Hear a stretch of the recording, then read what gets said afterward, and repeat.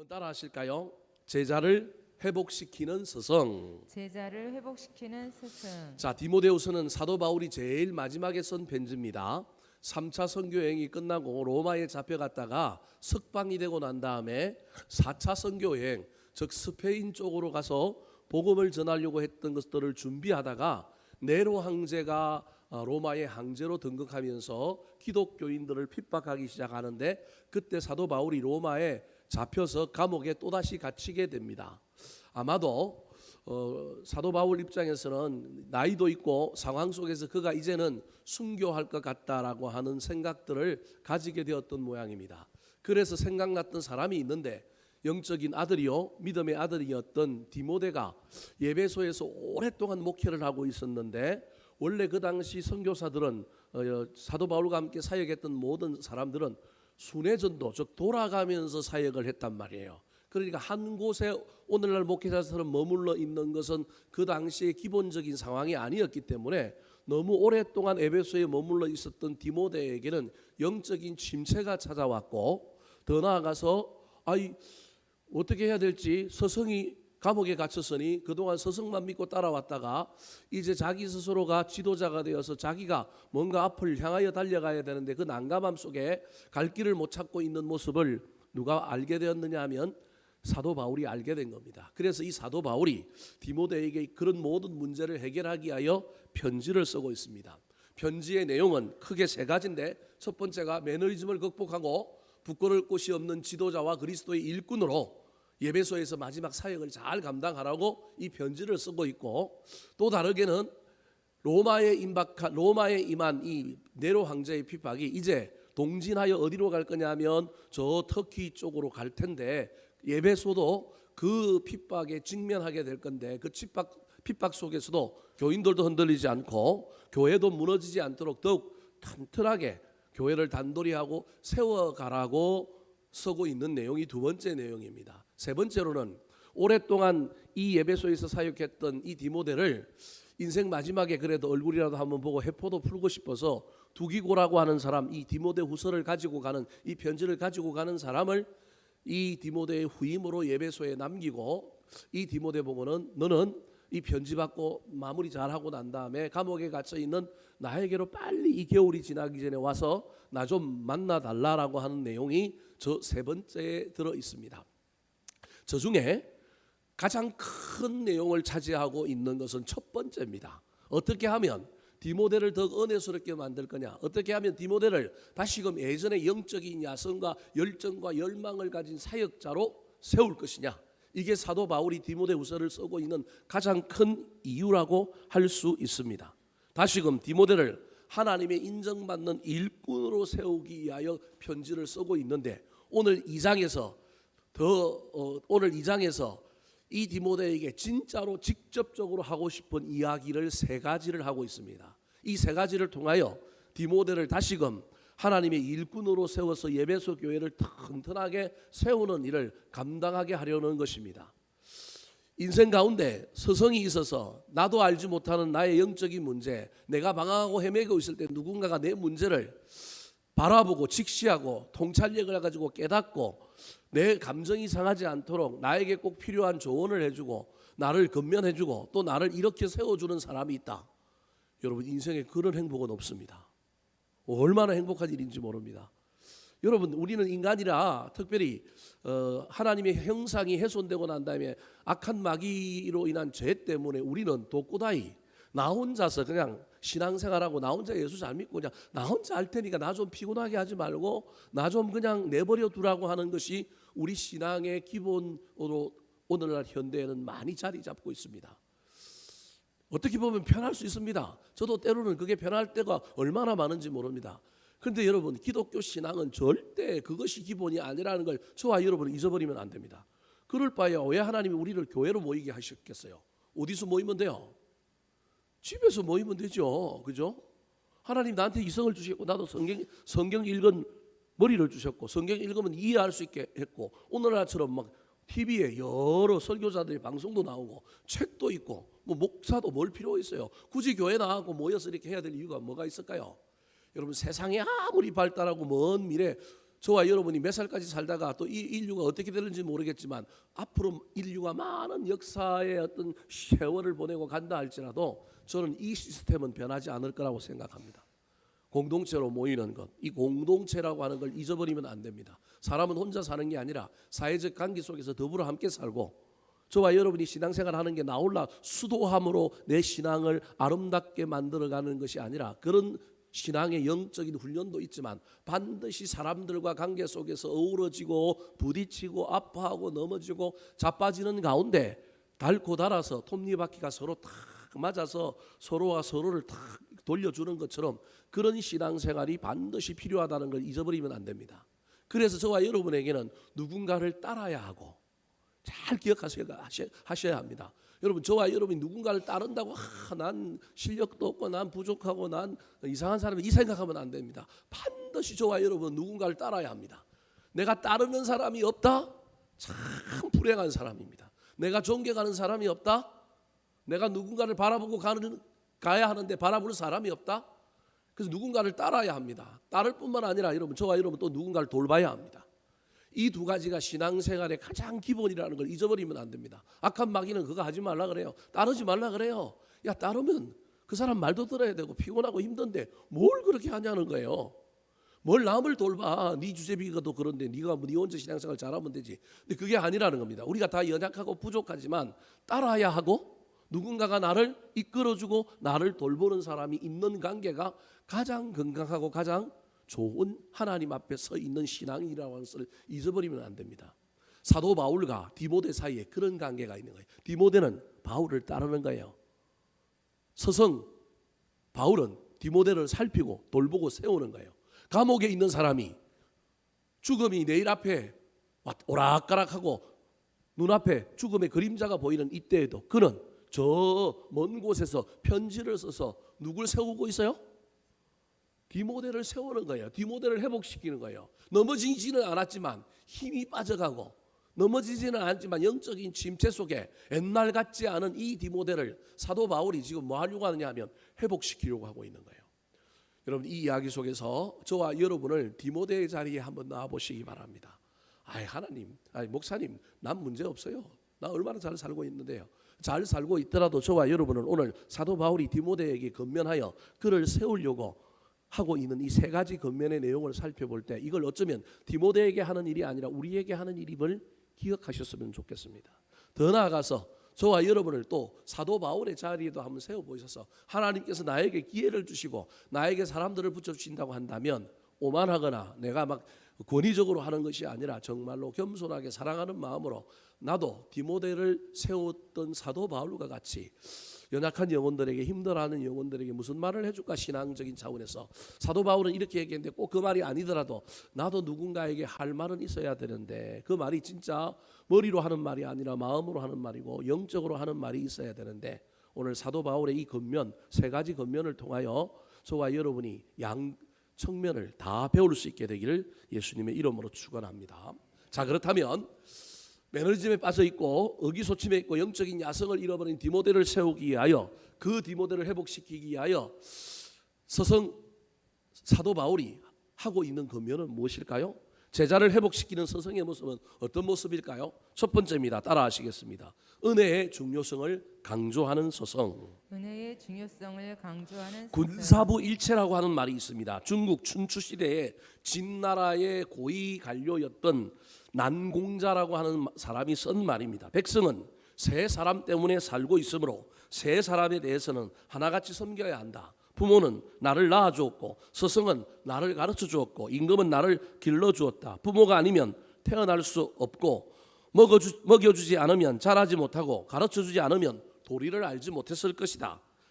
이 셋은 자신을 살게 해준 공덕이 비슷하다. 그러므로 이들은 하나같이 모시고 그가 섬기고 있는 이들이 죽을 때까지 섬겨야 한다. 삶의 근원을 마련해 준 사람들에 대해서는 목숨을 바쳐 보답하고, 나에게 보탬을 준 사람에 대해서는 힘으로써 보답하는 것이 인간의 도리다. 제가 한 말이 아니고 저 난공자라고 하는 사람이 유학생들을 가르치면서 우리 유교를 숭상하는 사람들이 해야 할 중요한, 섬겨야 할 사람들이 세 사람이 있다. 목숨과 같이 섬겨야 된다. 그런 얘기를 했습니다.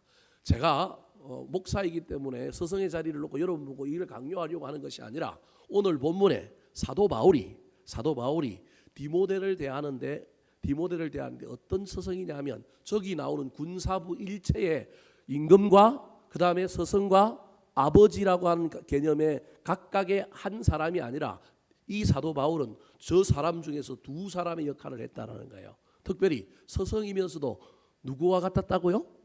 아버지와 같았다. 그러니 그 애 끊는 마음, 그 사랑하는 마음, 그 간절함이 얼마나 넘쳤겠습니까? 스승 중에 최고의 스승은 아버지와 같은 스승입니다. 그래서 사도 바울이 고린도 교회를 향하여 고린도 교회 지도자들이 서로 싸우는 걸 보면서 야 그러니 너희들은 스승의 자리밖에 있지 않지 않느냐. 세상에 1만 스승이 있는데 뭐 같은 스승은 없더라고요? 아버지와 같은 스승은 없더라. 너희들 교회의 문제 해결되려면 지도자들이 그냥 스승을 넘어서서 뭐가 되어야 되느냐 하면 아버지 스승이 되어야 된다는 겁니다. 자, 고린도전서 4장 15절 말씀 같이 한번 읽어볼까요? 시작. 그리스도 안에서 1만 스승이 있으되 아버지는 많지 아니하니 그리스도 예수 안에서 내가 복음으로써 너희를 낳았음이라. 자, 1만 스승이 있는 교회였어요. 고린도 교회가. 지도자가 없는 게 아니에요. 지도자가 많다고 좋은 것도 아니에요. 지도자가 한 명, 두 명뿐이라도 그 지도자의 밀도가 그 지도자의 내공이 어떠하냐가 중요하다는 거예요. 아무리 많은 스승이 있지만 아버지와 같은 스승이 많지 않으니 교회가 문제인 거예요. 아버지, 어머니 같은 사람이 교회에는 있어야 한다는 거예요. 지금 사도 바울이 디모데를 향하여 내가 아버지와 같은 마음으로 너에게 편지를 보낸다라는 거예요. 디모데는 믿음이 좋은 가문에서 태어났습니다. 그의 믿음의 근원은 외조모였습니다. 그리고 그의 또 믿음의 근원은 누구였느냐 하면 어머니였습니다. 외조모 로이스와 어머니 유니게에 있는 그 깨끗한 믿음이 누구에게도 있었느냐 하면 디모데에게도 있었던 거예요. 근데 여러분 오해하지 말고 들으십시오. 제가 뭐 여성들을 무시하려고 그러는 게 아니라 디모데는 그래서 어떤 믿음을 받았느냐 하면 여성성의 믿음을 받은 거예요. 이 여성성의 믿음을 채워주기 위하여 그에게 누가 붙은 거예요 지금? 아버지 같은 누가 붙은 거예요? 바울이 붙은 거예요. 부드럽고 가르치기를 잘하고 뭐 이렇기는 있는데 이게 세파에 부딪히고 환경의 변화가 있고 결단하고 때로는 우직하게 불도저처럼 밀고 나가야 되는데 이런 것들은 남성성이 필요한데 이 남성성을 배우지 못한 거예요. 믿음은 있는데 그걸 못 배운 거예요. 그래서 지금 사도 바울이 자기가 아버지가 되어서 할머니와 어머니로부터 배운 믿음의 더 큰 남성성의 믿음의 이 조화를 이루게 하려고 지금 아버지가 되어서 사도 바울이 디모데에게 건면하고 있습니다. 그게 오늘 본문 1절입니다. 첫 번째 건면의 내용이 1절에 나오죠. 같이 한번 읽어볼까요? 시작. 내 아들아 그러므로 내가 그리스도 예수 안에 있는 은혜 속에 강하고. 내 아들아 그러면서 아버지의 부성을 가지고 이야기합니다. 그런데 저 1절에 가장 중요한 단어는 강하고라고 하는 단어입니다. 그러니까 죄송합니다만 여성성의 리더십으로 네가 지금까지는 잘 왔는데 이제는 고난이 올 거고 환난이 올 거고 아버지와 같은 나도 이제 순교당하여 죽게 되면 네가 이 모든 일을 감당해야 되는데 이제는 남성성의 영성 남성성의 리더십이 있어야 되니까 너는 어떻게 해지라고요? 강해지라는 거예요.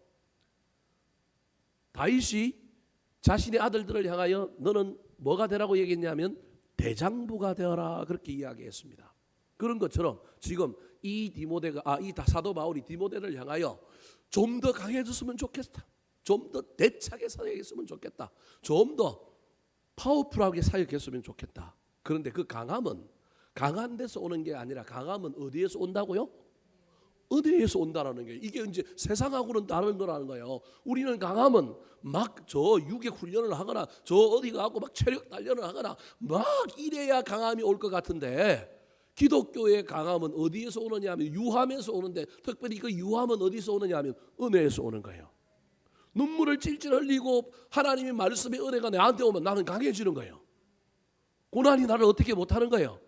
예전에는 은혜가 내 안에 없으면 안 강해져가지고 막 마음이 왔다 갔다 하고 막 하루에도 뚜껑이 18번 19번 열리고 막 속에서 막 뭐가 올라오고 이랬는데 은혜가 내 안에 있으면 그 은혜가 그걸 다 분해하는 거예요.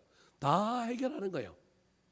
세상이 어떤 세파로 나를 뒤흔는다 할지라도 나는 그냥 그 은혜를 가지고 그냥 앞을 향하여 가는 겁니다. 사랑하는 성도 여러분, 기독교 신앙의 가장 큰 핵심은 내 안에 아직도 은혜가 유효한가? 내 안에 아직도 은혜가 떨어지지 않고 있는가? 내 안에 이 은혜가 있는가? 여러분, 은혜가 있는지 없는지는 여러분, 나를 괴롭히고 나를 힘들게 하는 사람을 인간인지라 할딱지가 올라와서 막 하다가도 여러분, 은혜가 있는 사람은 마음을 바꿉니다. 은혜가 있는 사람은 그거요, 또 좀 마음을 이렇게 탁 바꿀 수 있습니다. 그것도 안 일어나는 사람은 성자예요. 제가 보기엔 그런 사람들이 교회 안에 안 오겠어요. 얼마나 닮고 싶은지 모르겠어요. 목회자인 저도 그게 잘 안 되거든요. 그런데 은혜가 충만한 사람은 아무리 뒤흔들어도 막 넘어지거나 자빠지거나도 안 하고 그냥 처음부터 그냥 호수에 그냥 돌 하나 탁 던졌는데 그냥 파문 좀 일으키다가 사라져요. 근데 우리는 그렇지 않지 않습니까? 돌 하나 던지면 파도가 좀 쳐야죠. 그런데 파도가 쳐도 그 파도를 어떻게 해야 돼요? 잠잠하게 해야 되잖아요. 잠잠하게. 이게 은혜가 나한테 있으면 된다니까요. 그래서 내 안에 은혜가 없으면 더 마음이 격해지고 더 공격적이게 되고 더 마음이 힘들어가지고 막 죽이니 사니 떠나니 안 떠나니 막 이런 이야기들이 우리 속에서 막 마음속에서 일어나는 거예요. 그래서 저와 여러분의 신앙생활 가운데 늘 저와 여러분이 기억해야 될 것은 내 안에 은혜가 있는가. 은혜의 통로는 참 많습니다. 그럼에도 불구하고 여러분, 미안한 이야기지만 은혜의 통로의 가장 큰 핵심은 말씀입니다. 특별히 저와 여러분이 개인적으로 성경을 열심히 읽거나 하나님과 말씀과 묵상하는 시간이 많으면 좋겠지만 그렇지 않으면 대부분 설교 시간에 목사님들을 통하여 그 은혜의 주된 원천인 말씀을 받는데 이 목사하고 관계가 안 좋으면 이제 이게 골치가 아픈 거예요. 문제가 생기는 거예요. 여러분, 저하고 잘 지내시기 바랍니다. 저하고 잘 지내시면 여러분 은혜를 받을 수 있는 기회들이 많습니다. 제가 막 말을 이상하게 전해도 여러분하고 저하고 관계가 좋으면 그 말 속에서 내가 의도하지 않은 내가 이 핀터를 가지고 이 초점을 가지고 말씀을 전했는데 전혀 다른 초점에서도 뭘 받을 수 있다고요? 은혜를 받을 수 있습니다. 이게 신기한 거예요. 나는 오늘 이 말씀 해가지고 은혜를 끼치려고 했는데 이 말씀에는 은혜 하나도 안 받고 바른 말에도 은혜를 받는 신비한 일이 교회 안에 있다는 걸 저는 알고 있습니다. 그래서 제가 아무리 설교를 준비를 잘하고 오늘 또 뭐 열심히 준비하고 올라왔는데도 제가 의도한 거하고는 전혀 다르게 엉뚱한 데서도 우리 하나님의 은혜를 주실 걸 저는 믿습니다. 여러분, 제가 뭐 여러 가지 이야기하지 않으려고 하지 않겠습니다. 저와 여러분이 내 안에 은혜가 있는지 없는지 열심히 살펴보고 만약에 은혜가 떨어졌다, 앵꼬가 났다 그러면 차에 기름이 떨어지면 채워야 되잖아요. 채워야 되는데 나 좀 채워줘 하고 그냥 차가 퍼져가지고 계속 보험회사에다가 전화만 하고 있는 존재가 되면 안 되고 앵꼬가 나기 전에 떨어졌으면 어떻게 해야 돼요? 주유소에 가서 채워야 된다니까요. 이 지혜가 있어야 되는데 오늘날 현대 교인들이 없어가지고 그냥 퍼져버리는 거예요. 그래서 맨날 보험회사에서 전화하는 거예요. 근데 보험회사도 몇 번밖에 못 불러요. 보험마다 다르지만 4번 아니면 5번 그거밖에 못 부르는 거예요. 그 어떻게 하려고 그러시는 거예요? 기름이 간당간당하면 채워야 되는데 채우는 방법이 여러 가지가 있는데 주된 원천인 주유소에서 기름을 채워야 되는데 못 채우면 어디서 채워야 될까? 여러분 나름대로 준비를 잘 하셔야 됩니다. 그래서 내 안에 은혜가 사라지지 않도록 그 은혜가 나를 강하게 하여 내가 어떤 고난이 오고 어떤 환난이 오고 어떤 문제가 와도 그 은혜가 나를 강하게 함으로 내가 그것을 이길 수 있다는 것을 잘 기억하여 오늘 사도 바울이 디모데에게 건면하고 있는 이 말씀을 가슴에 새기고 나는 은혜 속에서 강해지고 있는가, 나는 은혜 속에서 약해지고 있고 비관적이고 나는 어떻게 좀 이상한 모습으로 지금 변해가고 있지는 않은가 살펴보시고 다시금 순수한 은혜, 진짜 은혜, 참된 은혜를 받고 저와 여러분이 세상과 또 문제와 환난 앞에서 더 강해지는 아름다운 믿음의 용사들이 되기를 예수님의 이름으로 축원합니다.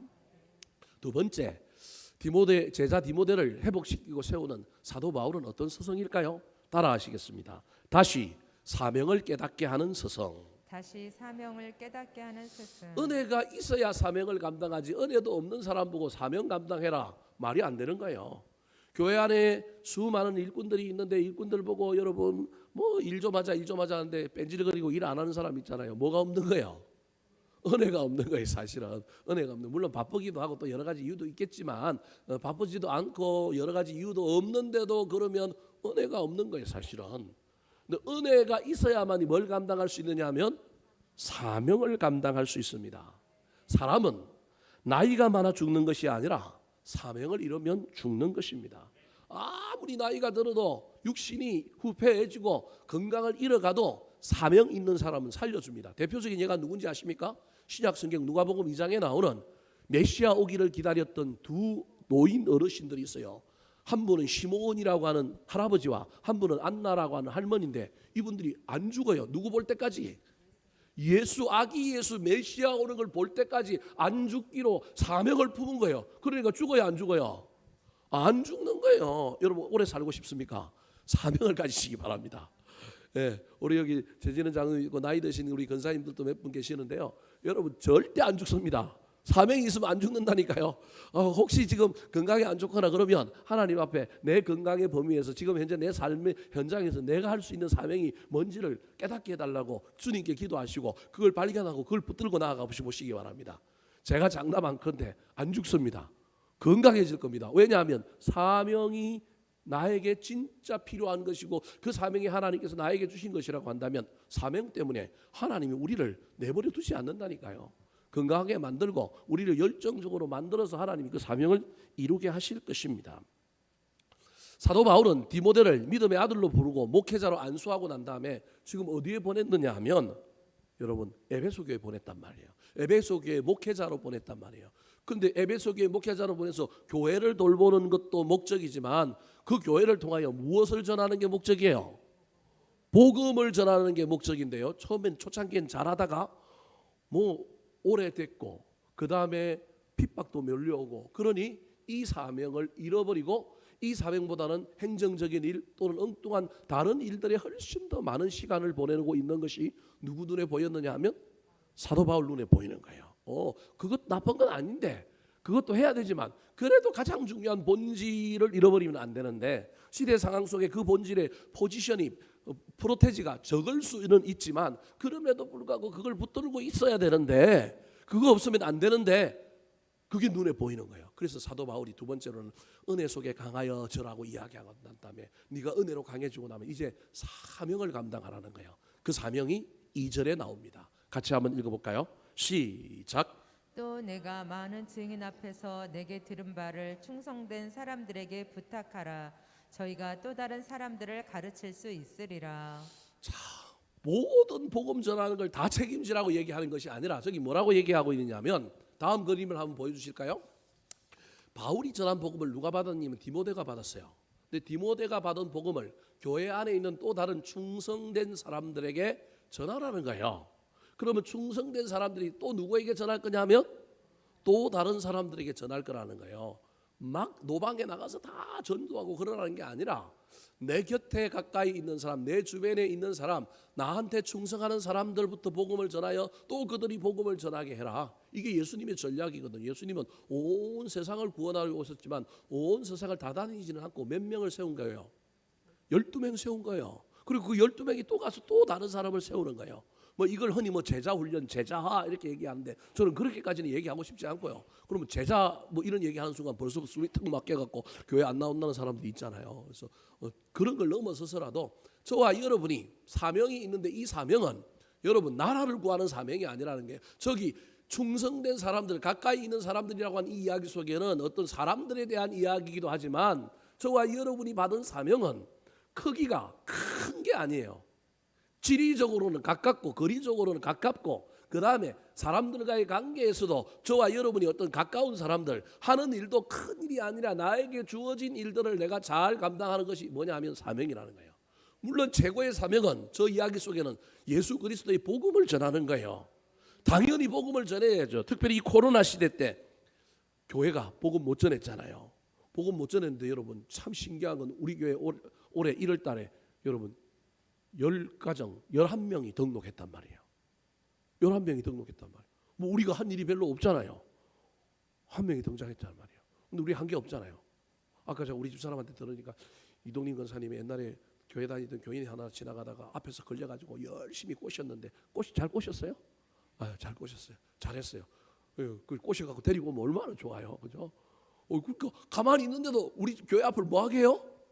지나가게 하는 거예요. 내가 찾아가고 수소문 안 했는데도 뭐 하게 해요? 지나가게 하는 거예요. 얼마나 감사해요. 그죠?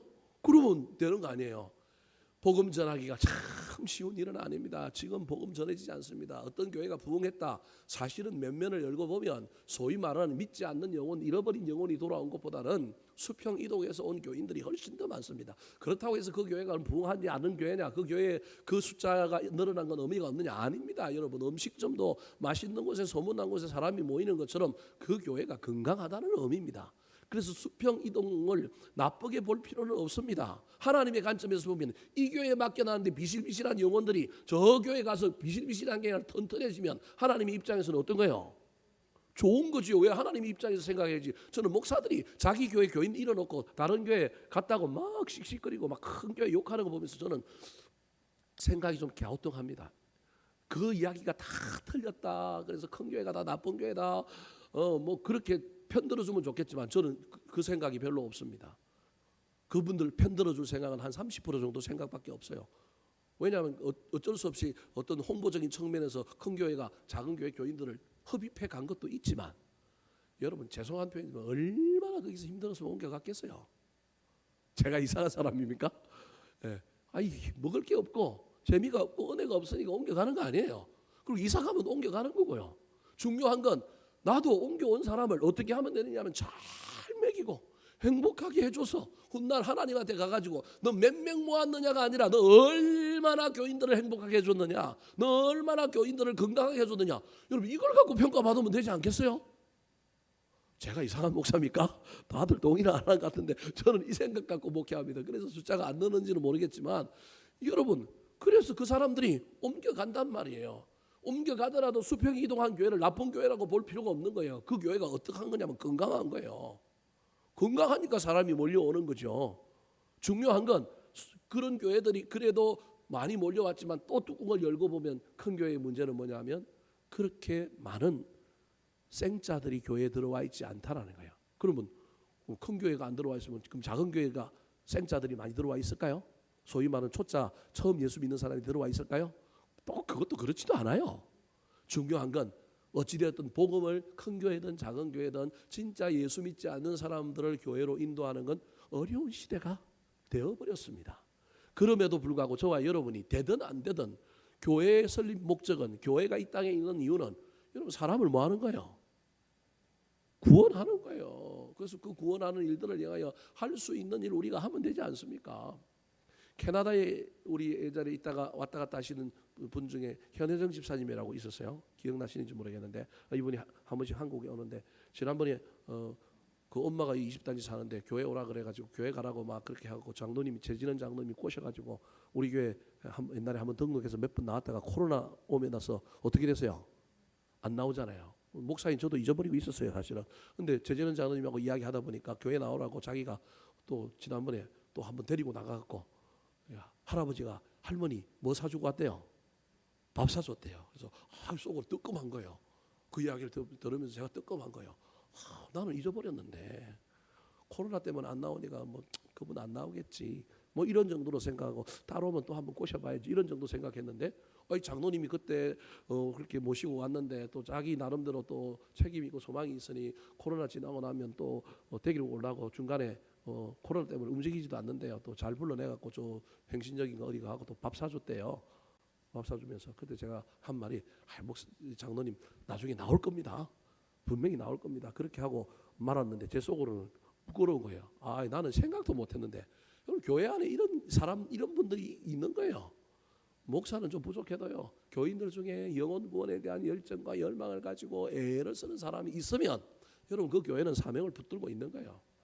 여러분 우리가 다 약하고 부족하고 또는 사람마다 은사가 다 다르긴 하지만 그래도 교회가 영혼을 구원하는 곳이다라고 하는 걸 절대 잊어버리지 마시기 바랍니다. 그래서 교회와 우리 교인들이 가까이 있는 우리 가족, 가까이 있는 사람들에게 복음 전하는 사명, 이 사도 바울이 디모데에게 그거 붙들라고 한 것 절대 잊어버리지 말고 우리도 붙들어야 합니다. 그것뿐만 아니라 저와 여러분에게 꼭 복음을 전하는 사명을 넘어서서 하나님께서 우리에게 맡겨진 사명이 무엇인지를 잘 분별하여 그 사명을 잊어버리지 마시기 바랍니다. 그리스도인으로 복음 전하는 사명뿐만 아니라 가정에서 부모로서 또 사회에서 교회 안에서 어떤 직분을 맡은 자로서의 그 사명, 우리 각자가 또 다른 사명들이 있는데 나는 그 사명들에 지금 어떤 삶으로 반응하고 있는가? 그냥 편안하게 잘 먹고 잘 사는 것이 사명이 아닙니다. 사명을 잃어버린 제자를 바라보고 사도 바울이 권면하고 있는 것처럼 오늘 어쩌면 주님도 우리를 향하여 누구누구야 너의 사명은 뭐냐, 예수 그리스도를 전하는 복음 전파자의 사명뿐만 아니라 삶의 현장에서, 교회 안에서, 가정에서, 또 사회에서 너의 사명이 뭐냐, 네가 그 사명에 부끄럽지 않게 살고 있느냐, 그 사명이 빛이 나고 있느냐, 부족하더라도 네가 여전히 그 사명 잊어버리지 않고 그 사명을 붙들고 달려가고 있느냐 물으실 때 저와 여러분이 자신 있게 대답할 수 있게 되기를 우리 구주 예수 그리스도의 이름으로 축원합니다. 마지막으로 매너리즘에 빠져있는 제자 디모데를 세우고 회복시키기 위하여 권면하고 있는 사도 바울, 서성 사도 바울의 권면은 무엇일까요? 따라하시겠습니다. 삶의 원칙을 가르쳐주는 서성. 삶의 원칙을 가르쳐주는 스승. 유대인의 교육법을 한마디로 말한다고 한다면 고기를 달라고 하는 아이에게 고기를 주지 않고 고기 잡는 법을 가르쳐주는 교육이라고 할 수 있습니다. 이것은 스킬, 기술이 아니라 근본, 원리, 이치를 가르쳐주는 지혜 교육이 유대인의 교육이다라고 이야기할 수 있는 것입니다. 사랑하는 성도 여러분, 저와 여러분도 어떤 실제적인 것들도 알아야 되지만 반드시 실제적인 걸 넘어서서 그 실제적인 것을 가능하게 하는 어떤 철학, 가치관, 어떤 지혜, 어떤 원리와 원칙들을 반드시 잃어버리지 않고 붙들고 살아야 합니다. 소경이요, 기머거리요, 벙어리의 삼중 고통을 가졌던 유명한 사람이 있죠. 헬렌 켈러라고 하는 사람이 있습니다. 근데 이 헬렌 켈러를 사람 되게 만들고 소위 말하는 정말로 빛나는 인생으로 만들어준 서성이 있었는데 그 서성이 누구냐면 슬리번이라고 하는 여사입니다. 시집도 안 가고요. 그런 사람인데 장애우들 뭐 또 이런 복지 이런 쪽에 아주 좋은 일을 하신 분이 저 슬리번 여사입니다. 이분이 헬렌 켈러를 돕고 세우는 일을 하다가 1936년 10월 20일 날 세상을 떠났는데 세상을 떠나기 전에 아파서 드러누워 있을 때 어떤 이가 위로하면서 선생님 어서 나으셔서 일어나셔야죠. 선생님 없이는 헬렌은 아무 일도 할 수가 없습니다. 그 얘기를 듣고 있던 이 슬리반이라고 하는 여사가 뭐 죽음을 앞두고 힘듦에도 불구하고 벌떡 그 자리에서 일어나서 이렇게 얘기했다고 합니다. 그 말씀인즉 내가 실패했다는 말입니까? 그러니까 뭐 성질이 나가고 기분이 나빠고 막 끙끙 앓으면서 죽어가던 사람이 벌떡 일어나고 그분은 좋은 의미로 선생님이 빨리 일어나서야 헬렌이 살 수 있지 않습니까? 이렇게 얘기했단 말이에요. 근데 벌떡 일어나가지고 그러면 내가 실패했다는 말이요? 이렇게 얘기하는 거예요. 그러니까 이분이 하고 있는 얘기는 뭐냐 하면 기분이 나빠서 그 사람하고 싸우려고 하는 게 아니라 나는 헬렌 켈러라고 하는 이 장애인, 이 기머거리, 이 말도 못하는 벙어리, 이 사람을 돕는 일은 누군가가 옆에 있어야만이 살 수 있는 존재로 비록 장애가 있지만 이 사람을 세우지 않았다라는 거예요. 자기가 옆에서 돕기는 했지만 도움의 목적은 홀로 살아가게끔, 혼자 설 수 있게끔 그는 늘 그 옆에서 했다라는 거예요. 그래서 한 번이라도 모든 걸 다 해준 적이 없는 거예요. 여러분 답답하잖아요. 답답해서 누가 먼저 힘이 드느냐 하면 장애인들과의 어떤 교육과 장애인들과의 삶에서 제일 힘든 것은 장애인의 속도를 정상인이 견디지 못하는 거예요. 그걸 견디고 그걸 받아주고 그것과 함께 가야만이 장애인이 차츰 따라올 텐데 그걸 못 가는 거예요. 지금 TV 드라마 중에 아주 참 의미 있는 드라마 하나가 하고 있잖아요.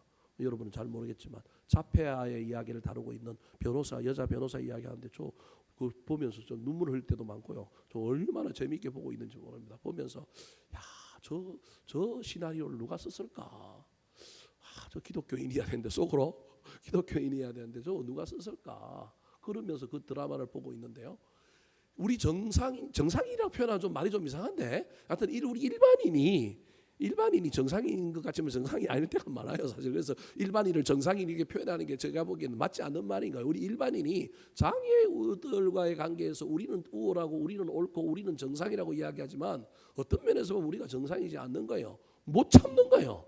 내 속도, 내 이해, 내 어떤 기준이 있기 때문에 그걸 도달하지 못하면 누가 먼저 해줘 버리는 거예요. 내가 먼저 해줘 버리고 그냥 내가 빨리 뭐 하고 싶은 거예요. 쉬고 싶은 거예요. 이게 문제인 거예요. 근데 슬리반이라고 하는 이분은요, 이 헬렌을 도울 때 절대 그러지 않은 거예요. 얼마나 인내심이 많았는지 그냥 가르쳐주고 하나하나 하고 본인 입으로 나 너무 힘들어서 못하겠어요, 도와주세요라고 하는 말이 나오기 전에는 절대 안 도와준 거예요. 하라고 그런 거예요. 해보라고 그러는 거예요.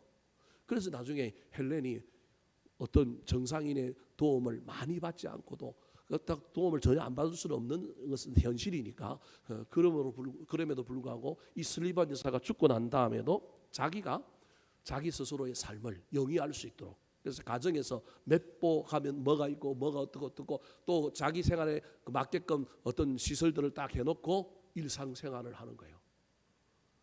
이 슬리반 여사에게 누워있을 때 백문을 와서 이렇게 호되게 당했던 이 사람이 처음에는 감정적으로 받아들였는데 나중에 헬렌이 사는 모습을 보고 아, 이분이 나에게 했던 말이, 호통을 치면서 나를 뭐라고 했던 말이 어떤 말인지, 그리고 장애우를 돕는다는 게 어떤 것인지를 이분이 깨닫게 된 거예요. 아, 그냥 떠먹여주는 것, 그냥 뭘 주는 것이 중요한 게 아니구나. 떠먹여주고 주는 걸 넘어서서 떠먹을 수 있도록, 그가 생활할 수 있도록 돕는 것이 훨씬 더 중요하구나. 오늘 본문에서 사도 바울이 이제 자기는 순교하여 세상을 떠날 거란 말이에요. 이제 자기는 없단 말이에요. 그동안 옆에서 코치도 해주고 뭔가를 해줄 수 있는데 지금은 살아있는 동안에는 그냥 실질적으로 지금 원포인트 강습해서 스킬적인 측면에서 이건 해 저건 해 뭐 이런 얘기 할 수 있는데, 그죠? 근데 자기 떠나버리고 나면 할 수 없잖아요. 그러면 자기가 디모데가 이 사도 바울이 없어도 목회함에 있어서, 복음을 전함에 있어서, 교회를 설립하고 세우고 선교함에 있어서 선생이 없더라도 선생이 나에게 남겨주신, 사도 바울 선생이 나에게 남겨주신 믿음의 유산, 어떤 철학, 어떤 가치, 어떤 삶의 원칙, 지혜 속에서 판단하며 그때그때마다 실제적인 스킬들을 발휘하며 나아가야 되는 거예요. 그걸 지금 누가 가르쳐주고 싶으냐 하면 사도 바울이 가르쳐주고 싶은 거예요. 스리랑카에 있는 윤영진 선교사가 우리 주파 선교에서 선교대회 한다고 지금 들어왔습니다. 지금 저 나라가 들어온 사이에 뒤집어져 버렸거든요. 여러분이 잘 모르겠는데 스리랑카가 뒤집어져가지고 지금 대통령이 전투기 타고 몰타로 도망가 버렸어요. 물가가 아주 심하고요.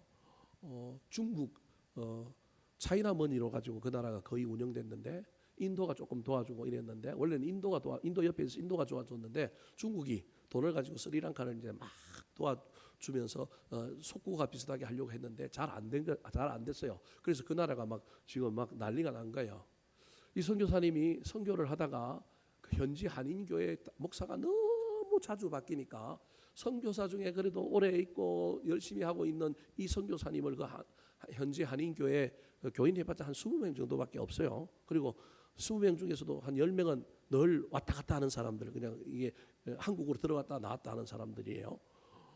무역회사 뭐 직원들 이런 정도가 이제 와서 예배를 드리는데 그 교회 담임을 좀 해달라고 그런 거예요. 담임을.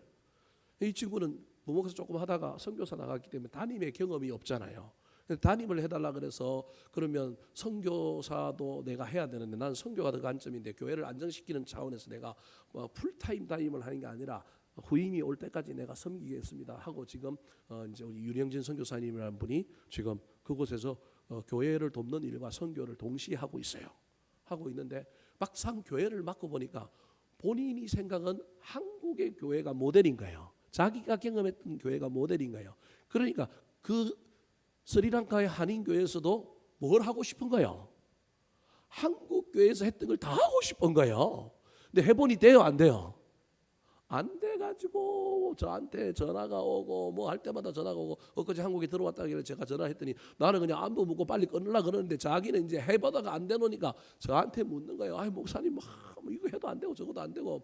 그래서 야, 너 한국 교회에 했던 거 다 하려고 그러면 큰일 난다, 찢어진다 가랭이. 그러면서 제가 다음에 또 통화하자 그러면서 하여튼 그 다 하려고 하면 안 되고 어떤 원리 원칙을 붙들어야 된다. 어떤 핵심 본질이 뭐냐, 어떤 가치가 뭐냐, 그 본질 가치를 가지고 그 상황 속에서, 그 문화 속에서, 그 토착화된 그 상황 속에서 네가 해야 될 일이 무엇인지를 발견하고 그 속에 그 지역에 맞는 어떤 옷을 입혀가는 것이 나는 좋겠다. 그런 정도만 이야기하고 다음에 또 이야기하자고 했는데 제가 전화를 안 했어요. 전화하면 저건 2시간짜리거든요. 전화하긴 가기 전에 전화하긴 해야 되는데 무슨 얘기를 하려고 하느냐 하면 어떤 저와 여러분 정답을 원하는데 정답이 아니라 정답을 가능하게 하는 원리, 원칙을 저와 여러분이 배우는 것이 중요합니다. 오늘 사도 바울이 디모데에게 목회자로서 목회의 먼저 길을 걸어갔던 사람으로서 디모데가 본받아야 할 세 종류의 사람들을 이야기합니다.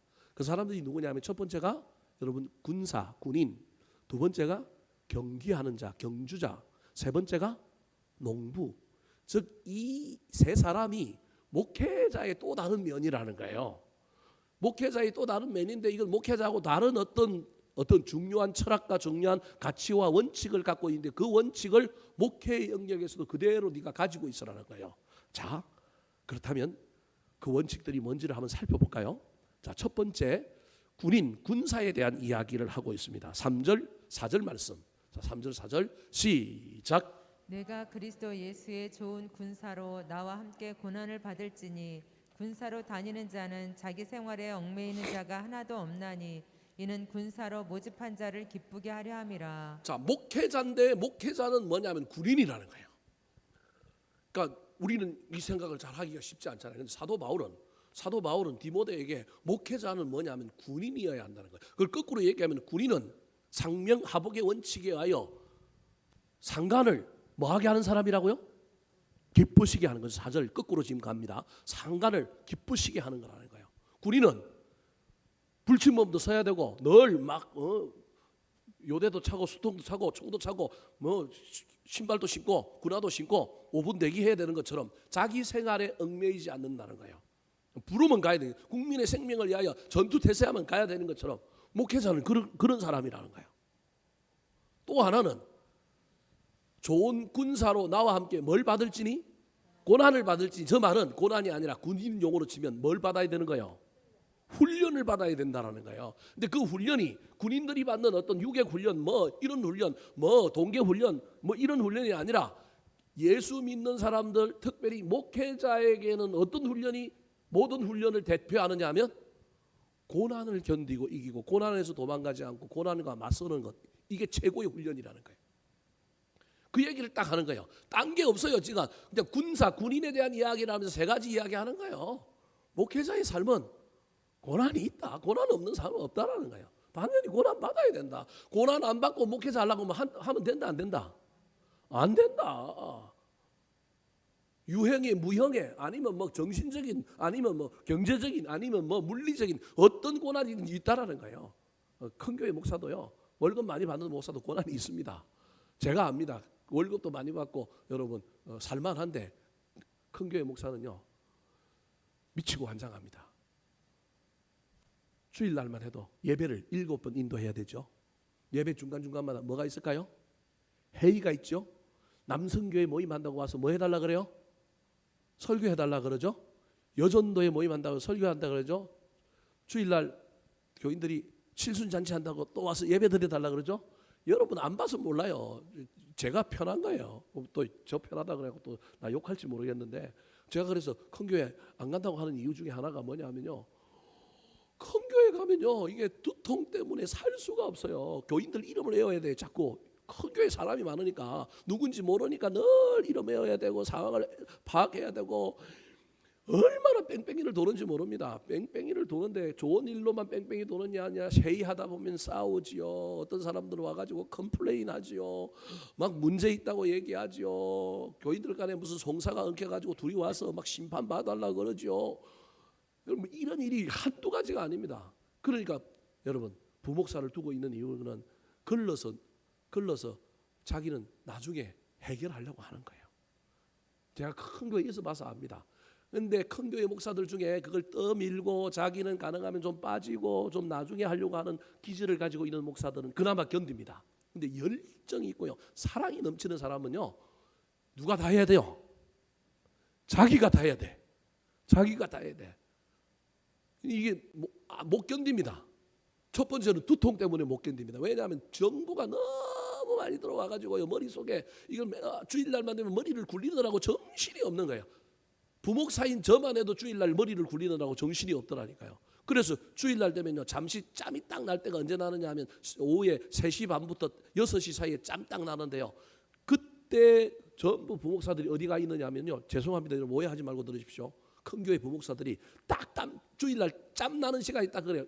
딱 6시 정도에 출근해. 주일날은 6시 출근해야 돼요. 여기 7시부터 예배가 시작되니까, 큰 교회 예배들은 예배가 시작되니까 중간중간에 예배 있죠, 뭐 회의 있죠, 부목사들도 회의 있죠, 뭐 모임이 있죠. 얼마나 막 빡빡하게 돌아가는지 모릅니다. 정신없이 돌아갑니다. 그러면 오후 예배 끝나고 이제 저녁 예배 7시 있는데, 저녁 예배 있기 전에 3시 반이나 4시쯤 되면 소위 말하는 이제 급한 일들은 다 끝납니다. 급한 일이 다 끝났다는 말은 누가 다 집에 갔다는 얘기예요. 교인들이 다 집에 갔다는 얘기예요. 교인들이 집에 가야 일이 끝나는 거예요. 교인들이 집에 가서 저녁 먹고 이제 다시 또 저녁에 올 텐데, 그때 시간이 딱 납니다. 그때 가는 데가 목욕탕입니다. 목욕탕. 누가 목욕탕 가자 말 안 했는데도 가보면 저기 저 1교구 부목사가 저기 들어 누워 있고요. 저기 보면 2교구 부목사가 들어 누워 있어요. 교회 앞에 바로 사우나가 하나 있는데 거기 가는 거예요. 담임 목사도 알아요. 저것들이 주일날 어디 간다? 사우나 간다. 그래도 거기 갔다 와야 뭐 한다? 산다. 여러분들은 지금 이해가 안 될 거예요. 목사님 저런 얘기까지 해갖고 또 목회자들의 세계를 다 알려줘갖고 여러분 이상하게 생각할지 모르겠는데, 여러분 이게 인간이에요. 그래야 사는 거예요. 그래야만 살 수밖에 없어요. 얼마나 그렇게 막 돌아가는데요. 그런 파가 있는가 하면 어떤 파가 있냐? 운동파가 있어요. 운동파들이 큰 교회는 교인들 중에 주일날 예배드리고 뭐 하는 팀들이 있느냐면 축구, 족구, 뭐 당구 뭐 팀들이 있는데 거기 가 있는 거예요. 부목사들이 자기 사역이기도 하고 자기 교인들이 오라고 해서 가는 거예요. 나쁜 의미로 보지 마시기 바랍니다. 거기 가서 스트레스를 안 풀고 오면 이게 이제 완전히 이게 머리가 이제 도는 거예요. 지금 제가 무슨 얘기를 하려고 하느냐면 이게 군인으로서의 목회자의 역할이 이 안에 있는 거예요. 부르면 가야 되고 고난도 있고 환난도 있고, 그럼에도 불구하고 상간이신 예수 그리스도 우리 하나님을 뭐하게 하려고요? 기쁘게 하려고. 그 자기 생활에 얽매이면 안 되는 거예요. 우리 집 사람이, 제가 부목사 할 때 우리 집 사람이 그래도 참 괜찮은 게 저한테 시비를 안 걸었어요. 가정을 돌볼 수가 없는 거예요. 그냥 나갔다 하면요 정신이 없는 거예요. 도저히 안 되겠다. 그리고 제가 너무 넓은 지역을 맡았는데 신방을 갔다가 교회 들어와서 신방 대원을 바꿨고, 왜냐하면 그 목장의 식구들을 데리고 가야 되니까 바꿔가지고 또 가려고 하니까 이게 시간도 너무 많이 걸리고 안 되겠다 싶어가지고 담임 목사님한테 가가지고 저 혼자 신방 가고 여자들 태우고 다니니까, 신방 가면 여자들 태우고 다니잖아요. 요거 사고도 날 것 같고 문제가 생길 것 같으니까 누구 데리고 다니겠다고요? 우리 집 사람 데리고 다니겠다고 그랬어요. 제가 유일하게 사모 신방대원도 써도 되는 걸 허락을 받고 다녔어요. 안 그러면 제가 못 살겠는 거예요. 그래서 저는 한번 교회를 탁 나가면 출발해갖고 지역을 다 돌고 저녁에 뭐 하는 거예요? 교회로 들어오는 거예요. 그럴 수밖에 없어요. 지역 자체가 그렇게 할 수 없는 거예요. 그러고 우리 집 사람 데리고 다닌 거예요. 그때 이제 우리 집 사람이 아마 제가 그 고생하는 걸 보고 더 저한테 대한 마음이 조금 더 너그러웠을 거예요. 왜냐하면 돌볼 수가 없는 거예요. 가정을 돌본다는 게 말이 안 되는 거예요. 그렇게 수많은 영혼들이 저기서 막 여기 돌보고 나면 여기 등록했는데 신방하고 나면 저기서 사람이 나자빠지고, 저기 가면 또 여기서 문제가 생기는데 그걸 어떻게 집에 와서 뭐 밥도 먹고 뭐 그렇게 하겠어요. 저녁에 퇴근하고 아이들하고 좀 놀아주고 그래야 되는데 그럴 시간도 없더라고. 부목사인 저도 없는데 그러면 담임 목사는 있을까요? 제가 담임 목사를 옆에서 모시고 다녀봐서 아는데요. 아이고 장난이 아닙니다. 교회 크니까 또 대외적으로는 오라는 데는 얼마나 많은지. 목사님이 운전하고 가다가 꾸벅꾸벅 하다가 사고 날 것도 몇 번 있고 하니까 이제 운전사를 써야 되는데 그분은 또 그런 거에 대한 그 정의감이 있어가지고 자기는 운전하는 사람을 사역자로 쓰고 싶지는 않다는 거예요. 그러면 교인들 중에 누가 운전을 해주는 사람이 있어야 되는데 그거 안 되거든요. 또 해보니까 안 되거든요. 왜냐하면 늘 동행해야 되는데. 그러니까 이제 방법이 뭐냐면 부목사들을 로테이션으로 매 일마다 하루 시간을 빼갖고 부목사가 월요일은 누구 담당하고 누구 담당하고 이렇게 정해서 간 거예요. 근데 나중에 해보니까 안 되는 거예요. 그것도 하루 따라갔다 나오면 운전하는 양이 얼마나 많은지. 그분은 노는 게 없어요. 딴 데 가서 헛지거리를 하는 게 없어요. 그냥 사람 만나고 여기저기 가고 어느 기관에 가고 신방 가고 그러고 돌아오는데 그걸 쫓아가고 운전해가는 부목사가 나자빠지는 거예요. 비서가. 그래서 나중에 비서를, 운전하는 비서를 채용을 했는데 2년을 버티는 비서가 없어요. 일정이 너무 너무 세니까. 제가 지금 무슨 얘기를 하려고 이렇게 이야기하느냐면 그래도 목회자는 목회자 해야 된다는 거예요. 큰 교회 목사라고 다 좋고 편한 게 아니라는 거예요. 뭐가 있느냐 하면 고난이 있다라는 거예요. 고난이 있음에도 불구하고 자기 삶에 얽매이지 못함에도 불구하고 그 일에 충성함으로 누굴 기쁘시게 하는 사람이라고요? 하나님을 모집한 자를, 나를 군사로 모집한 자를 뭐하게 하는 거라고요?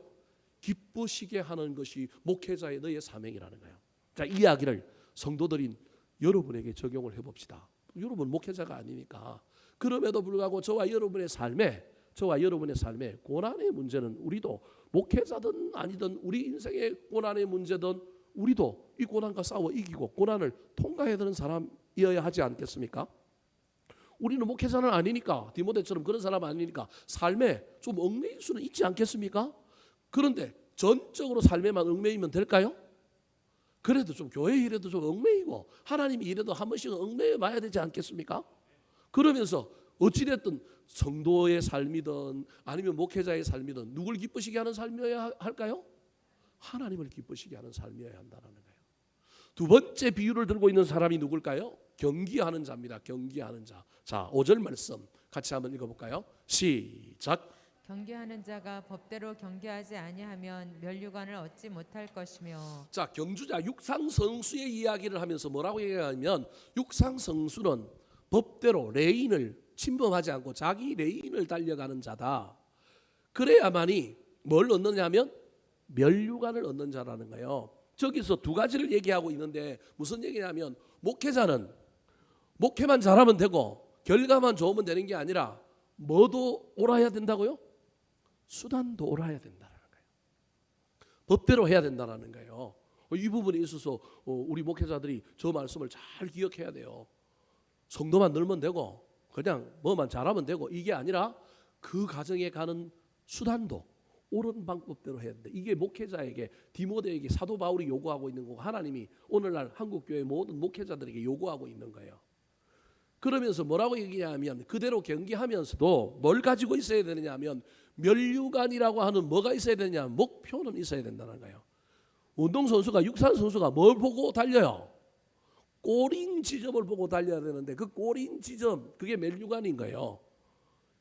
너의 목표가 뭐냐는 거예요. 면류관은 사람마다 다 다른 개념이지만 너의 면류관이 뭐냐는 거예요. 큰 교회가 면류관이냐? 교인 숫자 많은 게 면류관이냐? 나름대로 너는 뭐가 면류관이냐? 뭐 저한테 나중에 누군가 물어보면 제가 또 대답해 주겠지만 설교 시간까지 하면 너무 길 것 같아서 저와 여러분의 인생에도 우리가 인생을 경주하는 자라고 한다면 특별히 우리가 예수 믿는 사람들이라고 한다면 세상의 사람들과 똑같이 인생을 경주하면 안 되고 우리는 하나님의 식가 방식으로 좀 더디 가더라도 법대로 경주하는 자가 되어야 됩니다. 더 나아가서 저와 여러분은 직업의 영역에서 다르지만 여러분도 뭘 얻어야 되냐면 면류관을 얻어야 되는데 여러분 인생의 목표 면류관은 뭐냐는 거예요. 그것을 상정하고 달려가는 자여야 한다는 거예요. 마지막입니다. 세 번째 비유는 누구에 대한 비유일까요? 농부에 대한 비유입니다. 6절 말씀 같이 한번 읽어볼까요? 시작. 수고하는 농부가 곡식을 먼저 받는 것이 마땅하니라. 자, 농부입니다. 오늘날 한국 사회에서 농업은 잘 안 지으려고 하죠. 전시하죠. 힘이 드니까. 그래서 농부는 뭐 하는 사람이라고요? 수고하는 사람이라는 거예요. 목회자는 디모데에게 지금 사도 바울이 넌 농부다. 넌 뭐 하는 자라고요? 수고하는 자라는 거예요. 근데 여러분 수고하고 고생은 쎄 빠지게 했지만 여러분 저 이야기가 저는 위로가 됩니다. 곡식을 먼저 받는 자라는 거예요. 이게 무슨 말이냐면요. 제가 여러분에게 말씀을 전하기 위하여 말씀을 준비하는데 말씀의 은혜를 여러분보다 누가 먼저 받아요? 제가 먼저 받아요.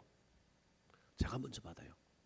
제가 여러분에게 천국을 이야기하지만 물론 저보다 천국에 대해 더 이해가 깊고 더 많은 어떤 인사이트가 있고 더 많은 은혜가 있는 사람이 있지만 어찌되었든 목회자가 하나님의 일을 함으로 수고하는 건 아니에요. 수고해야 된다는 거예요. 수고하지 않는 목회자 디모데야 너 수고해야 돼. 근데 수고하는 데는 뭐가 있느냐면 기쁨이 있다는 거예요. 먼저 알고 먼저 맛보고 먼저 경험하는 농부가 자기 곡식 지어갖고 자기 먹는 것보다 먹는 게 많을까요? 파는 게 더 많을까요? 파는 게 훨씬 더 많죠. 그래서 농부들은 좋은 곡식 안 먹고 어떤 곡식 먹어요 나중에는? 남는 곡식 먹고 뭐 하잖아요. 그럼에도 불구하고 그럼에도 다 그 곡식은 못 먹지만 햇살이 났을 때 햇살 제일 먼저 먹어본 사람이 소비자예요? 아니면 누구예요? 농부라는 거예요. 하나님이 그 기쁨을 누구에게 주셨다고요? 농부에게 주셨다는 거예요. 그러니까 목회자에게 하나님이 수고하고 고생은 하지만 세상이 알 수 없는, 다른 사람들이 알 수 없는 그 놀라운 기쁨, 그들이 경험해보지 못한 것을 경험하는 거야. 넌 그걸로 기뻐해야지. 소유가 많아지고 막 출세하고 높아지고 이런 기쁨으로 만족하면 안 된다는 거예요. 이해되셨습니까? 이게 사도 바울이 디모데에게 지금 얘기하고 있는 거예요. 넌 군인이야. 예수님 기쁘시게 해야 돼. 너는 군인이기 때문에, 넌 일반 성도가 아니기 때문에 사사로운 일에는 얽매이면 안 돼. 그냥 더 나아가서 뭐라고 얘기합니까? 고난 받아야 돼. 훈련 받아야 돼. 고난 무조건 받아야 돼. 더 나아가서 넌 경주자야. 세상 사람들 지름길로 간다고 가면 안 돼. 넌 법대로 해야 돼. 목표가 뭔지 명확하게 그 목표를 설정하고 달려가. 목표가 다 똑같을 필요는 없어. 네 나름대로 목표가 뭐냐는 거예요. 그걸 설정하라는 거예요. 디모데에게. 더 나아가서 넌 농부인데 농부는 직살나게 수고해. 그런데 수고한다고 불평하지 말고 처음을 맛볼 수 있고 세상이 알지 못하는, 다른 사람이 알지 못하는 걸 네가 먼저 맛본 그 기쁨으로 농부는 일하는 거예요. 농사 짓는 재미가 그거잖아요. 먹어서, 농사 짓는 사람이 먹어서 기쁜 게 아니라 뭐 하는 재미로 하는 거예요? 짓는 재미로 하잖아요. 그 짓는 것에 재미가 있잖아요. 그죠?